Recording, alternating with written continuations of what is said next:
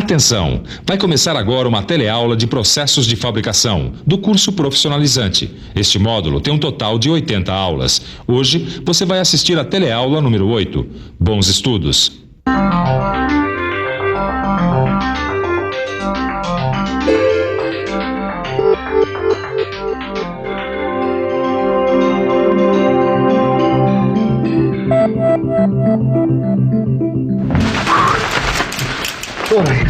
Desculpa, tudo bom? Tudo bem, Caio, que chuva, hein? Nem me fale. Vem cá, tô tentando ligar aqui a manhã inteira, não tô conseguindo. Tá quebrado o teu telefone? Ih, tá mudo mesmo. Ah. Vai ver que é por causa dessa chuva aí. Com certeza. Mas aí, o que é que manda, Caio? Eu tava lendo um artigo sobre laminação e de repente eu vi lá extrusão e trefilação. Aí pegou pesado. Extrusão e trefilação. Sabe que sem esses dois processos de conformação mecânica, você não ia conseguir telefonar, nem hoje, nem nunca. Porque não existiriam os cabos telefônicos. E você ia viver todo molhado, porque seria impossível fabricar as varetas desse guarda-chuva. Isso sem falar em cabos de aço e fios elétricos. Extrusão e trefilação. Estes são os assuntos da nossa teleaula de hoje. Nessa teleaula, você vai conhecer a extrusão e a trefilação. Vai acompanhar as etapas dos dois processos e vai conhecer algumas características dos produtos extrudados e trefilados. Pois é, se o produto tem um perfil de formato complicado, o processo de fabricação é a extrusão. Agora, se o que se quer fabricar são rolos de arames, cabos ou fios elétricos, aí a gente tem que falar em trefilação. E você? Quer saber mais? Então se liga porque a nossa teleaula está começando.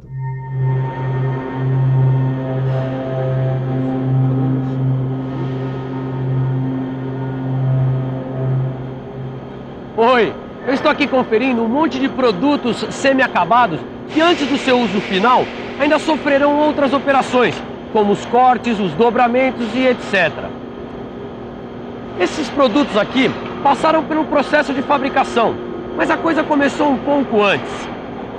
Este material aqui passou pelo processo de fundição, só então ficou pronto para a etapa que a gente vai aprender agora, a extrusão. No processo de extrusão, um bloco de metal passa através do orifício de uma matriz depois de receber pressão de um êmbolo. A extrusão é um processo de conformação relativamente novo. As primeiras experiências com a extrusão foram feitas com chumbo no final do século passado. Durante a Segunda Guerra Mundial, a extrusão se desenvolveu muito por causa da utilização de perfis de alumínio na indústria aeronáutica. Além do alumínio e do cobre, dá para fabricar produtos de aço ao carbono e de aço inoxidável por meio da extrusão. Isso sem falar nas embalagens de plástico. Agora, quando o material é o alumínio, dá para fabricar um monte de tipos de perfis, sempre com secções resistentes e uma boa aparência na superfície. Antes de conhecer as etapas do processo de extrusão, eu aprendi que a extrusão pode ser feita a quente e a frio. Só aí então eu fiquei por dentro.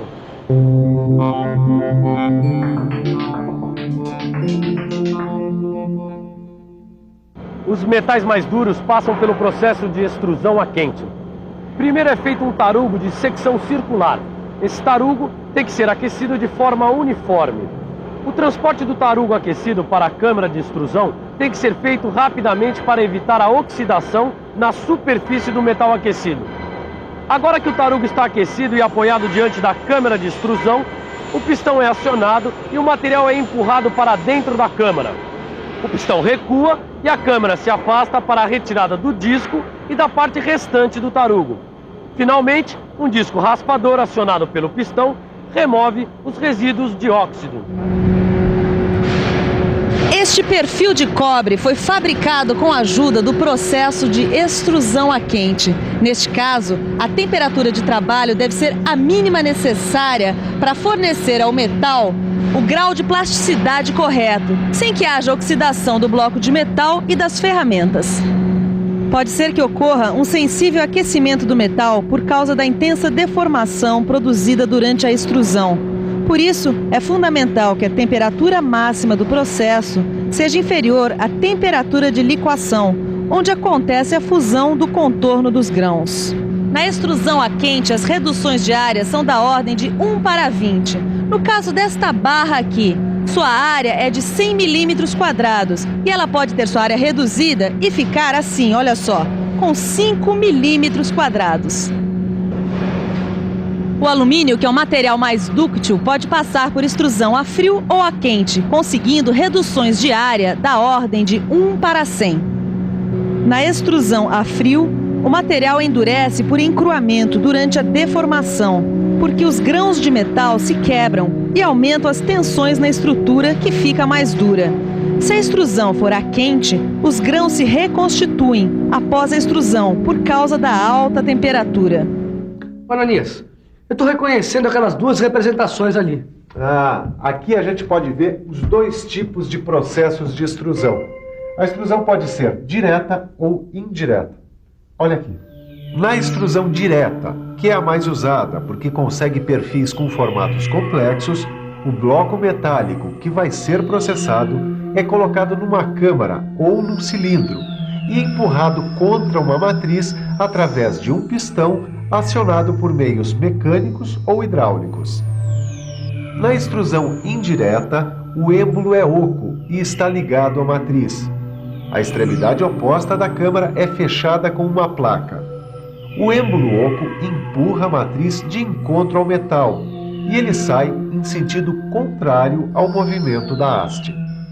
Quer dizer então que com a extrusão não tem erro?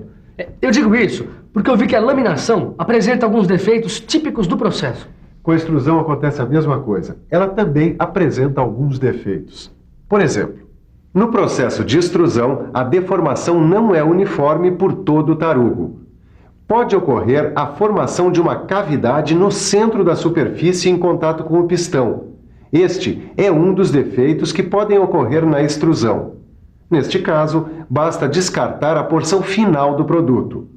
Já o arrancamento é um defeito que se forma na superfície do produto e causa perda de material quando o produto passa muito rapidamente pela matriz. Aí é só diminuir a velocidade ou a temperatura de extrusão. Se aparecerem bolhas nas superfícies, a solução é eliminar os gases dissolvidos no metal líquido durante a fundição do tarugo.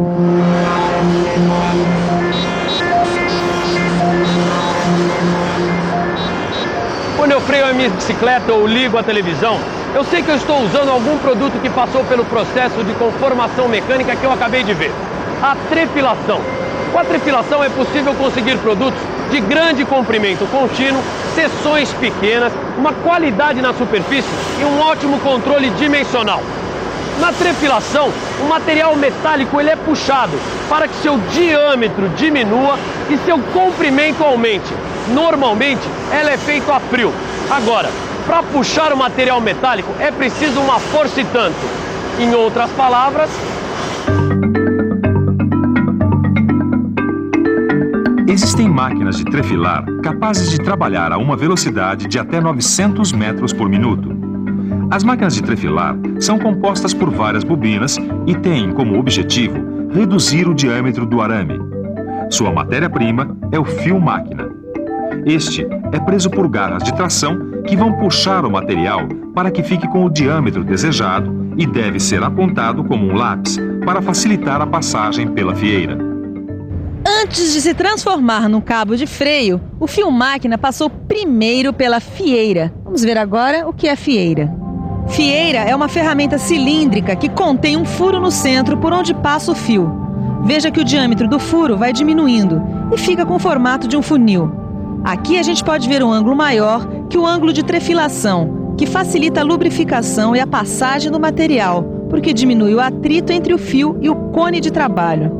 Aqui a gente vê o cilindro de calibração, que ajusta o diâmetro do fio. E finalmente o cone de saída, que permite a saída livre do fio. Agora que a gente já viu de perto a fieira, vamos conhecer as etapas do processo de trefilação.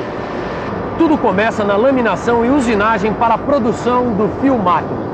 Depois, o fio-máquina passa por uma decapagem mecânica ou química que retira os óxidos da superfície do fio-máquina. E chega a hora do processo de trefilação. Se for necessário restabelecer a ductilidade, o material passa por um tratamento térmico de recozimento. Existem dois tipos de máquinas de trefilar. A mais comum é que faz a trefilação sem deslizamento via seco. Veja que o fio é puxado e depois de passar pelo furo da fieira, vai para uma bobina que acumula o fio antes de liberar a sua movimentação em direção a uma segunda fieira, onde o processo se repete quantas vezes forem necessárias para se conseguir a bitola desejada para o fio. No final, o fio é enrolado numa bobinadeira. Aqui a gente vê o funcionamento da máquina que faz a trefilação com deslizamento via úmida. Ela é usada para a trefilação de fios metálicos de pequeno diâmetro.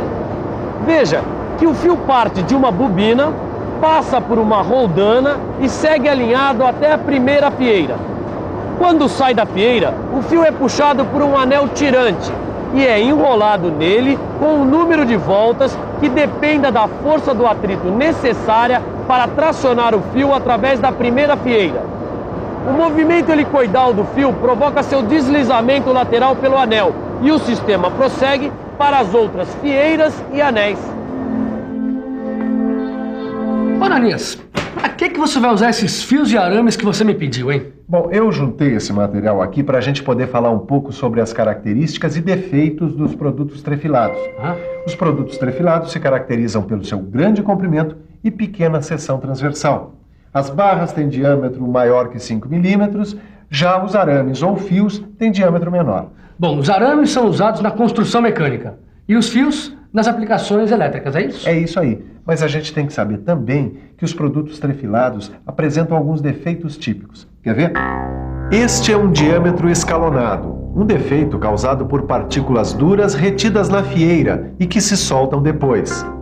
Esta é uma fratura irregular com estrangulamento, causada por pouca lubrificação, por excesso de espiras no anel tirante, por anel tirante rugoso ou com diâmetro incorreto ou pela redução excessiva. Aqui, uma fratura com risco lateral ao redor da marca de inclusão, causada por partícula dura inclusa no fio inicial. Esta é uma fratura com trinca aberta em duas partes, causada por trincas na laminação. Marcas em forma de V ou fratura em ângulo, causadas por redução grande e parte cilíndrica pequena com inclinação do fio na saída. Inclusão de partículas no contato fio-fieira e inclusão de partículas duras estranhas. E, finalmente, a ruptura taça-cone, causada por redução pequena e ângulo de fieira muito grande, com deformação muito acentuada na parte central. Bom, a gente tem que ficar esperto, né? Porque se der de cara com algum desses defeitos, saber a origem. É isso aí. A gente tem que ficar esperto para tudo, Caio. E você? Ficou esperto na teleaula de hoje? Olha, antes de responder, fique de olho na revisão. E atenção, se liga aí que é hora da revisão. Na teleaula de hoje, você conheceu a extrusão e a trefilação. Viu que a extrusão pode ser direta ou indireta. E viu alguns defeitos desse processo. Viu o funcionamento da máquina de trefilar sem deslizamento e da máquina com deslizamento. E conheceu também a fieira, o componente mais importante da trefilação. E finalmente conheceu algumas características e defeitos dos produtos trefilados. Bom, você viu nesta teleaula como a extrusão e a trefilação são importantes processos de fabricação no mundo moderno. Se você quiser ficar sintonizado com o mundo moderno, não se esqueça de ver o seu livro de estudos e fazer os exercícios. Assim você já vai aquecendo as turbinas. Até a próxima teleaula e tchau!